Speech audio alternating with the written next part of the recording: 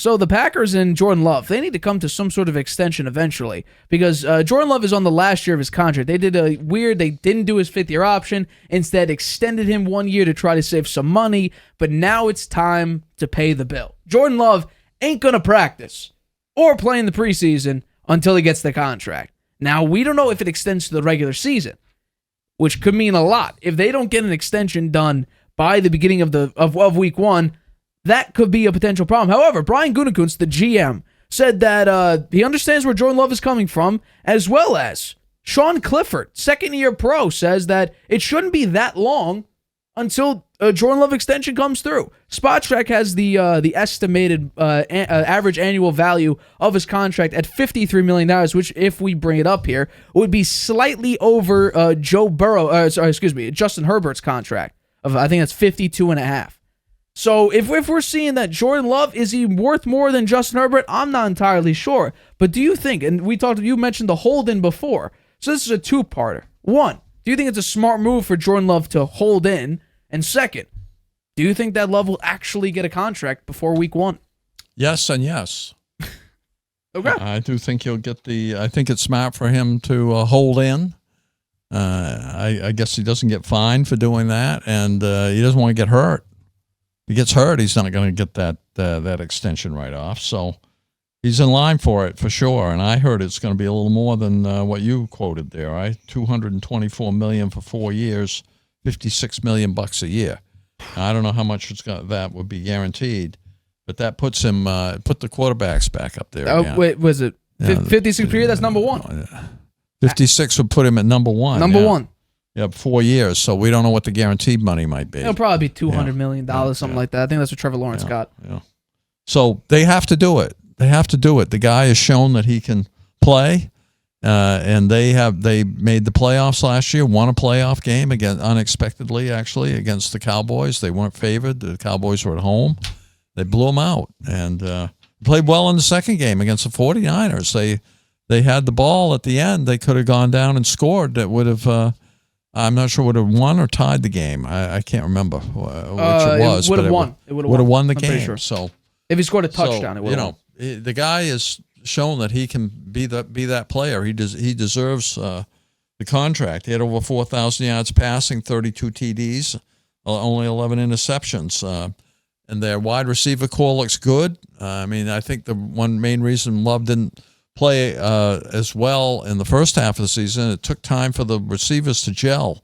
They're a very young group, a lot of rookies, a lot of second-year players there.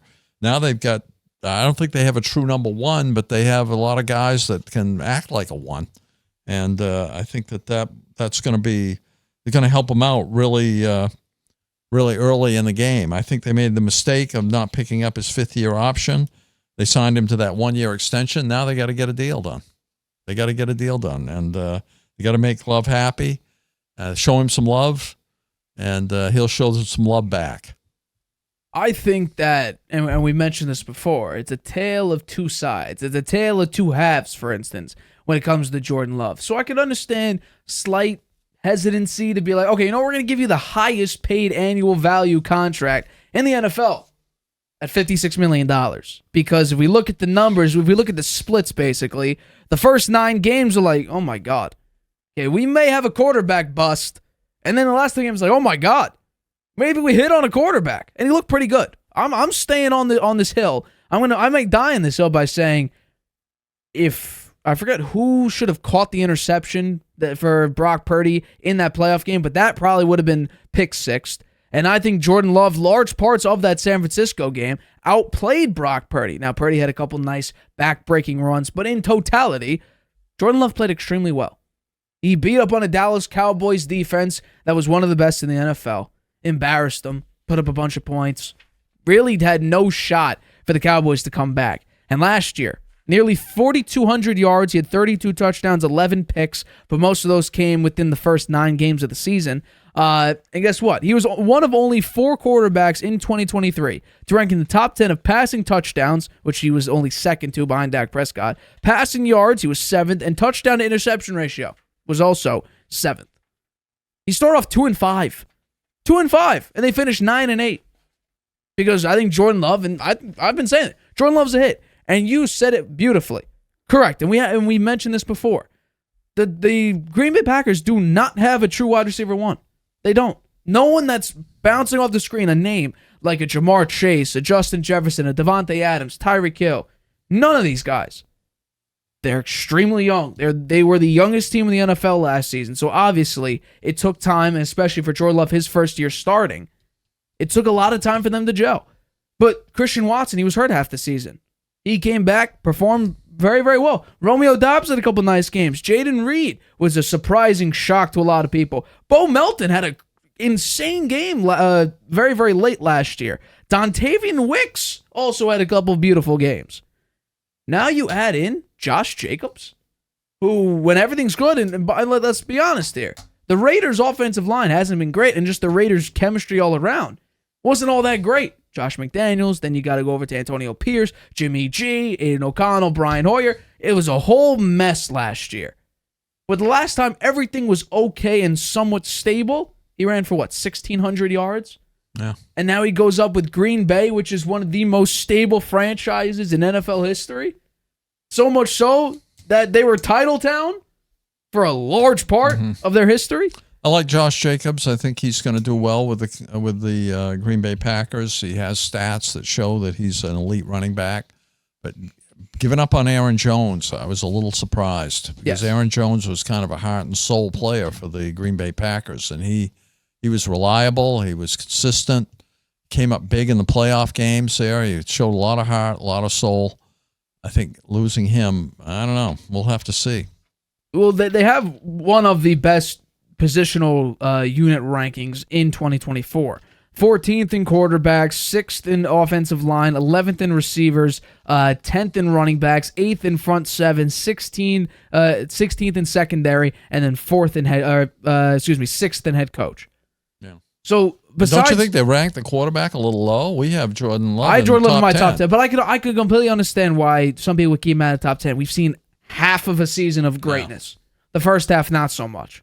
So I could kind of understand that.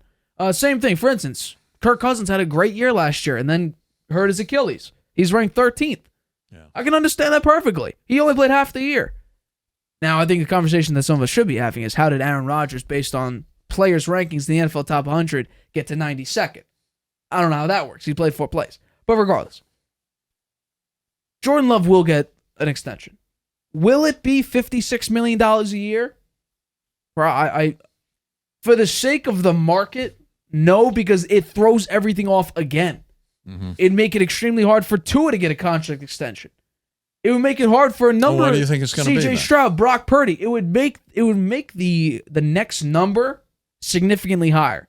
Because Tua, we could debate what Tua's worth all day and long, and I'm sure we will at some point, or react to what the contract might be, the extension might be. But where does that put Brock Purdy if Jordan Love becomes the highest paid quarterback?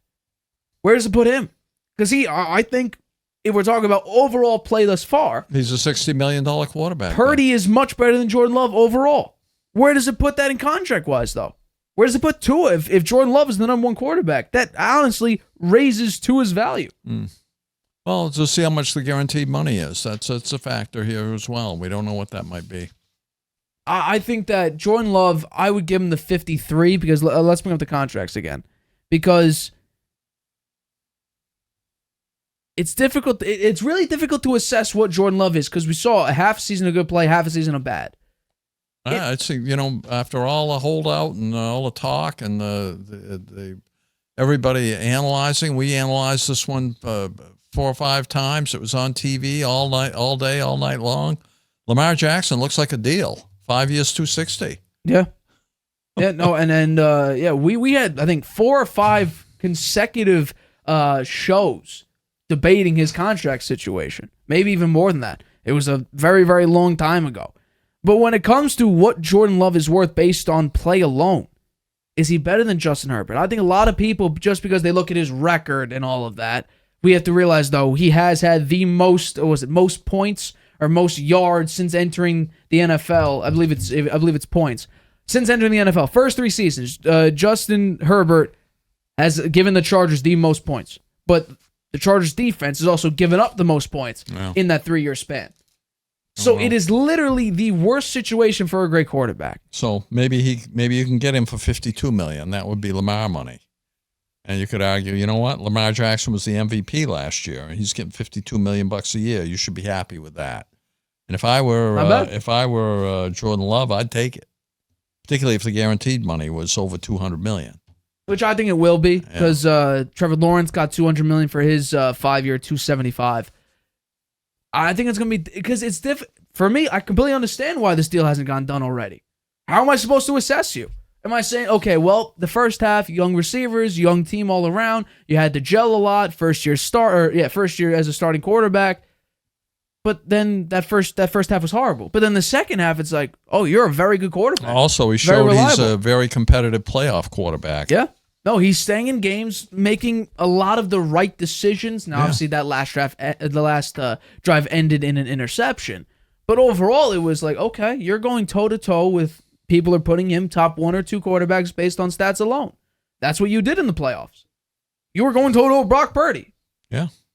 So I would stick with 50. He trounced Dak Prescott. Completely. I would go $52 to $54 million.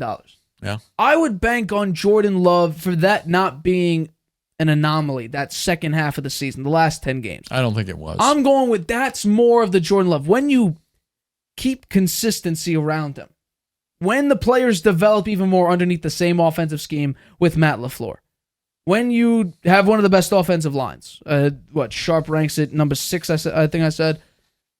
Your defense, I think, they're going to have a good running game. You added the 4th highest grade safety in the NFL last year. The number 1 coverage safety in Xavier McKinney. You have a great coach. Great coach. Your secondary, I think, is going to be better this season. Your offensive line is relatively nice. You kept up. By the way, yes, you got rid of Aaron Jones, who's been a very, very consistent running back, but also got Josh Jacobs, who also is a very, very good running back. So you're not really losing much. Hell, depending on the performance, you may actually be better in the running back game as well. So I think we're going to have to see how Jordan Love comes out, but I do think this contract will get done. My guess would be 5 years at, what I say, let's go 50. Go in the middle. I said 52 to 54. So 5 years, $53 million annually. Average annual salary. I'm sure he'll sign that one. Down, as he should. He's not a $40 million quarterback. That's for sure. I think I could argue that Tua is a $49 million There aren't many $40 million quarterbacks anymore. Right. I think Tua is a $49 million quarterback. Top 15 quarterbacks now, they're all going to be making $50 million a year. I would put Tua in that category of $40 million. By the way, when I say 40, I mean 49. $1 million off of 50. I'm betting he doesn't get a contract. I think they'll let him play the year and franchise tag him next year. They want to wait and see with him, I think. Well, Tua, he gives you relatively good to great performances 75% of the season. But the problem with that is the 75%. When it gets cold, forget it. Right. That 75% is not the back end of the season. Like sometimes with Joe Burrow, he starts off cold. Same thing with Trevor Lawrence. He might start off cold. But then the last 75, it's like, okay, no, this is a really, really good quarterback. It's the first 75 that Tua is really good in. And then the last 25, it's like, he's not that great of a quarterback. And by the way, for the Dolphins, OBJ went on the PUP list. So he's dealing with an injury as well. So that doesn't surprise me. Not at all. Hi, everybody. Thanks for watching. Make sure you subscribe here to get the latest from the show. Also, if you want to check out the full episode, make sure you click the I in the top right-hand corner right now. If you want to listen to this show anywhere you go, make sure you go to anchor.fm/The Harvey Hour or anywhere you get your podcasts.